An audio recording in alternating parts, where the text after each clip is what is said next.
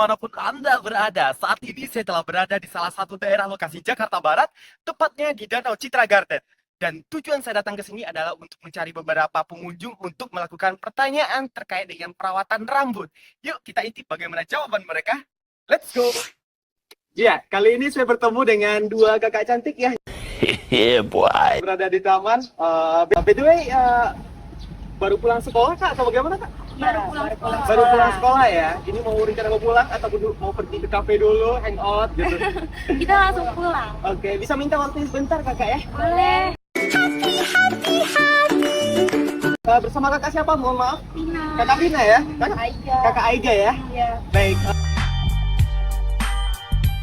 Kita langsung aja ke pertanyaannya kak. Seberapa penting sih untuk menjaga perawatan rambut untuk kakak Pina dan kakak Aiga. Aiga ya? Menurut aku